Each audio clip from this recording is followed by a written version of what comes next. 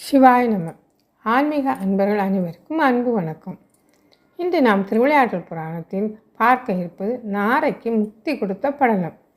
நாரைக்கு முக்தி கொடுத்த படலம் இறைவனான சொக்கநாதர் தன்னிடம் அன்பு செலுத்தி மீனினை உண்ணாமல் இருந்த நாரைக்கு முக்தி கொடுத்ததை பற்றி கூறுகிறது. மதுரையின் பொற்றாமரை குளத்தில் மீன்கள் இல்லாமல் போனதற்கான காரணம் பற்றியும் இப்படலம் எடுத்துரைக்கிறது. நாரைக்கு ஏற்பட்ட மனமாற்றம், சொக்கநாதரை நாரை வழிபடுதல், இறைவனார் நாரைக்கு கொடுத்த வரம், பொற்றாமரை குளத்தில் மீன்கள் இல்லாமல் போனது ஆகியவற்றை பற்றி இப்படலம் விளக்குகிறது. நாரைக்கு முக்தி கொடுத்த படலம் திருவிளையாடல் புராணத்தின் கூடல் காண்டத்தின் 48வது படலமாக அமைந்துள்ளது. இனி நாம் அப்படலத்தை பற்றி விரிவாக பார்க்கலாம். பாண்டிய நாட்டில் வைகை ஆற்றிற்கு தெற்கே அழகிய தாமரை மலர்களை கொண்ட தடாகம், அதாவது குளம் ஒன்று இருந்தது. அக்குளத்தில் இருந்த மீன்களை பிடித்து உண்டு நாரை ஒன்று வாழ்ந்து வந்தது. ஒரு சமயம் மழை இல்லாமல் போனதால் தடாகத்தில் இருந்த தண்ணீர் வற்றிவிட்டது. எனவே அத்தடாகத்தில் மீன்கள் இல்லாமல் போனது. இதனால் நாரை உணவில்லாமல் தவித்தது. எனவே அது காட்டினை நோக்கி பறந்தது. அக்காட்டில் சிவன் அடியார்களான முனிவர்கள் வாழ்ந்து வந்தனர். முனிவர்கள் தங்கியிருந்த இடத்திற்கு சற்று தொலைவில் தடாகம் ஒன்றிருப்பதை நாரை கண்டது. அத்தடாகத்தை சுற்றிலும் படித்துறை அமைந்திருந்தது. அத்தடாகத்தை சுற்றிலும் மரங்கள் நிறைந்திருந்தன. அத்தடாகத்தினை அச்சோ தீர்த்தம் என்று அழைப்பார்கள். இதுவே தான் தங்குவதற்கு சிறந்த இடம் என்று எண்ணிய நாரை அங்கேயே தங்கியது. முனிவர்கள் அத்தீர்த்தத்தின் நீராடும் பொழுது மீன்கள் அவர்களின் மீதும் அவர்களின் சடையின் மீதும் புரண்டன. அதனை கண்ட நாரை இம்முனிவர்களின் மேனியில் தவழும் இம்மீன்களை உணவாக கொள்ளுதல் கூடாது என்று எண்ணியது. தீர்த்தத்தில் நீராடிய முனிவர்களிடம் சத்தியன் என்ற முனிவர் மதுரை அம்பதியின் பெருமைகளையும் சொக்கநாதரின் திருவிளையாடல்களையும் பற்றி விரிவாக எடுத்து கூறிக்கொண்டு இருந்தார். முனிவரின் விளக்கத்தினை கேட்ட நாரைக்கு மனமாற்றம் ஏற்பட்டது. சொக்கநாதரை வழிபடும் எண்ணம் அதற்கு அதிகரித்தது. எனவே அது மதுரை அம்பதியை நோக்கி பறந்தது. மதுரை அம்பதியை அடைந்த நாரை பொற்றாமரை குளத்தில் நீராடி சொக்கநாதரையும் அங்கேற்கனி அம்மையையும் வழிபட்டது. இவ்வாறு 15 நாட்கள் வழிபாடு நடத்தியது. 16ஆம் நாள் நாரை பொற்றாமரை குளத்தில் நீராட செல்லும் பொழுது இறைவன் சோதனையால் அங்கு மீன்கள் துள்ளுவதை கண்டது. உடனே அதற்கு மீனினை உண்ணும் ஆவல் உண்டானது.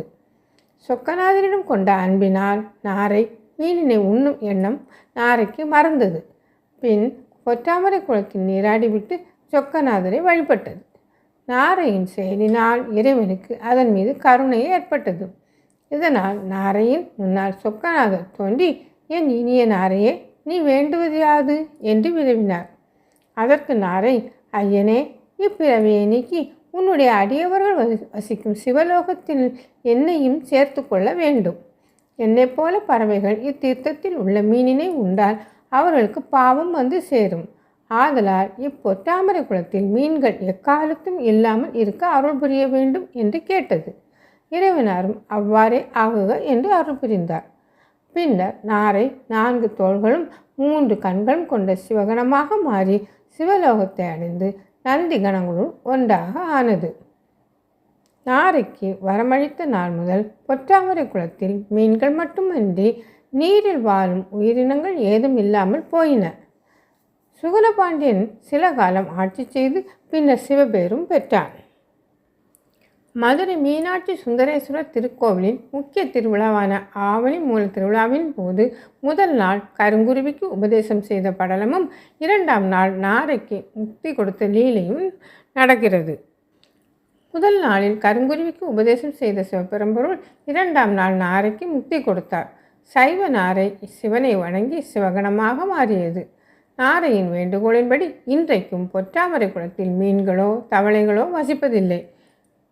இறைவனின் 64 திருவிளையாடல்களில் நாரைக்கு முக்தி கொடுத்த லீலை இறைவன் மீது நாரை கொண்ட அன்பை பற்றி கூறுகிறது. மேலும் உலகில் வாழும் எல்லா உயிர்க்கும் நற்கதி தரும் தெய்வமாம் ஈசனை தியானித்தால் எக்கதி விருப்பமோ அக்கதியினை அவன் அருள் செய்வான் என்பதை இப்படலத்தின் மூலம் நாம் தெரிந்து கொள்ளலாம்.